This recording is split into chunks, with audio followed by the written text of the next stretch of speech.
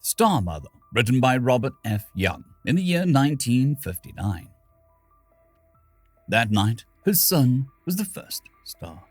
She stood motionless in the garden, one hand pressed against her heart, watching him rise above the fields where he had played as a boy, where he had worked as a young man. And she wondered whether he was thinking of those fields now, whether he was thinking of her standing alone in the April night with her memories, whether he was thinking of the verandahed house behind her, with its empty rooms and silent halls, that once upon a time had been his birthplace. Higher still and higher he rose in the southern sky, and then, when he had reached the zenith, he dropped swiftly down past the dark edge of the earth and disappeared from sight. A boy grown up too soon, riding round and round the world on a celestial carousel, encased in an airtight metal capsule, in an airtight metal chariot. Why don't they leave the stars alone, she thought. Why don't they leave the stars to God? The General's second telegram came early the next morning. Explorer 7, doing splendidly. Expect to bring your son down sometime tomorrow. She went about her work, as usual, collecting the eggs and allocating them in their cardboard boxes, then setting off in the station wagon on her Tuesday morning run. She had expected a deluge of questions from her customers. She was not disappointed. Is Terry really up there all alone, Martha? Aren't you scared, Martha? I do hope that they can get him back down all right, Martha. She supposed it might have given them quite a turn to have their egg woman change into a star mother overnight. She hadn't expected the TV interview, though, and she would have avoided it if it had been politely possible. But what could she do when the line of cars and trucks pulled into the drive and the technicians got out and started setting up their equipment in the backyard? What would she say when the suave young man came up to her and said, "We want you to know that we're all very proud of your boy up there, ma'am, and we hope that you'll do us the honor of answering a few questions." Most of the questions concerned Terry, as was fitting. From the way the suave young man asked them, though, she got the impression that he was trying to prove that her son was just like any other average American boy, and such just didn't happen to be the case. But whenever she opened her mouth to mention, say, how he used to study till all hours of the night, or how difficult it had been for him to make friends because of his shyness, or the fact that he had never gone out for football, whenever she started to mention any of these things, the suave young man was just a great haste to interrupt her and twist her words by re-questioning into a different meaning altogether, till Terry's behavior pattern seemed to coincide with the behavior pattern which the suave young man apparently considered the norm, but which, if followed, Martha was sure, would produce not young men bent on exploring space, but young men bent on exploring trivia. A few of the questions concerned herself. Was Terry her only child? Yes. What had happened to her husband? He was killed in the Korean War. What did she think of the new law granting star mothers top priority in any and all information relating to their sons? I think it's a fine law. It's too bad they couldn't have shown similar humanity towards the war mothers of World War II. It was late in the afternoon by the time the TV2 got everything repacked into their cars and trucks and made their departure. Martha fixed herself a light supper, then donned an old suede jacket of Terry's and went out into the garden to wait for the sun to go down. According to the timetable the General had outlined in his first telegram, Terry's first Tuesday night passage wasn't due to occur until 9:05, but it seemed only right that she be outside when the stars came out. Presently, they did, and she watched them wink on, one by one, in the deepening darkness of the sky. She'd never been much of a one for the stars. Most of her life, she'd been too busy on Earth to bother with things celestial. She could remember when she was much younger and Bull was courting her, looking up at the moon sometimes, and once in a while, when a star fell, making a wish. But this was different. It was different because now she had a personal interest in the sky, a new affinity for its myriad of inhabitants. And they were different colors too, she noticed with the start. Some of them were blue and some were red, others were yellow, green, orange. It grew cold in the April garden, and she could see her breath. There was a strange crispness, a strange clarity about the night that she had never known before. She glanced at her watch, was astonished to see that the hands indicated 2 minutes after 9. Where had the time gone?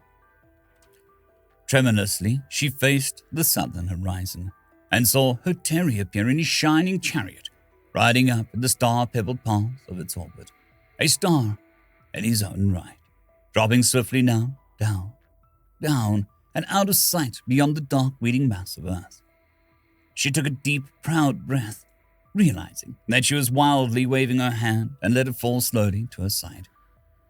Make a wish, she thought, like a little girl, and she wished him pleasant dreams and a safe return, and wrapped the wish in all of her love and cast it starward.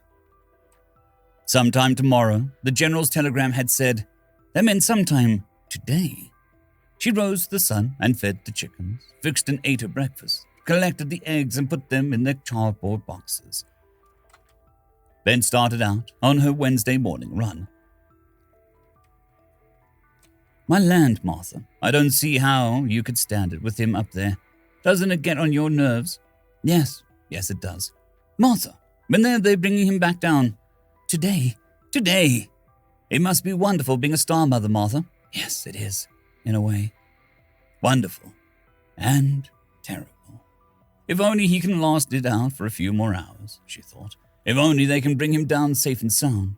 Then the vigil will be over, and some other mother can take over the awesome responsibility of having a son become a star.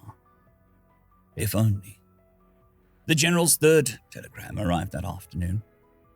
Regret to inform you that meteorite impact on satellite hull severely damaged capsule detachment mechanism, making ejection impossible. We will make every effort to find another means of accomplishing your son's return. Terry! See the little boy playing beneath the maple tree, moving his tiny cars up and down the tiny streets of his make-believe village.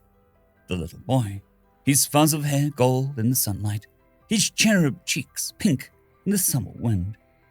Terry! Up the lane the blue-denim young man walks, swinging his thin tanned arms, his long legs making near grown-up strides over the sun-seared grass. The sky blue and bright behind him. The song of the cicada rising and falling in the hazy September air. Terry. Probably won't get a chance to write you again before takeoff. But don't worry, Ma. The Explorer 7 is the greatest bird they ever built. Nothing short of a direct meteorite hit can hurt it. And the odds are 1,000,000 to 1. Why don't they leave the stars alone? Why don't they leave the stars to God? The afternoon shadows lengthened, and the lawn and the sun grew red and swollen over the western hills. Martha fixed supper, tried to eat, and couldn't. After a while, when the light began to fade, she slipped into Terry's jacket and went outside. Slowly, the sky darkened, and the stars began to appear. At length, her star appeared, but its swift passage blurred before her eyes. Tires crunched on the gravel then, and headlights washed the darkness from the drive. A car door slammed. Martha did not move. Please God, she thought, let it be Terry, even though she knew that it couldn't possibly be Terry. Footsteps sounded behind her, paused. Someone coughed softly. She turned then. Good evening, ma'am. She saw the circlet of stars on the grey epaulet. She saw the stern, handsome face. She saw the dark, tired eyes. And she knew. Even before he spoke, she knew. The same meteorite that damaged the ejection mechanism, ma'am. It penetrated the capsule, too.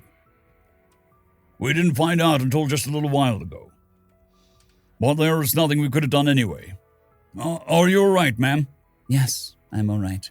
I want to express my regrets personally. I know how you must feel. It's all right. We will, of course, make every effort to bring back his remains, so that he can have a fitting burial on Earth. No, she said. I beg your pardon, ma'am? She raised her eyes to the patch of sky where her son had passed in his shining metal sarcophagus. Sirius blossomed there, blue, white, and beautiful. She raised her eyes still higher and beheld the vast parterre of Orion with its central motif of vivid forgot-me-nots, its far-flung blooms of Betelgeuse and Rigel, and the Bellatrix and Sci-Fi, and higher yet, and there flamed the exquisite flower beds of Taurus and Gemini. their burgeoned and righteous wreath of the crown. There lay the pulsing petals of Pleiades, and down the ecliptic garden path, wafted by a stellar breeze, drifted the ochre rose of Mars. No, she said again. The general had raised his eyes too. Now slowly he lowered them. I think I understand, ma'am, and I'm glad that's just the way you want it. The stars are beautiful tonight, aren't they? More beautiful than they've ever been, she said. After the general had gone, she looked up once more at the vast and variegated garden of the sky where her son lay buried. Then she turned and walked slowly back to the memoried house. End of story. I'd quickly like to thank the T5 peeps: Cold War Boomerwaffen, Severin Cerberus, Bushmaster 177, Henry the Red, Caspar Arnholtz, Cold War Boomerwaffen, Elijah Silvercross, Dragzoon WRE, and Severin Cerberus. Thank you very much.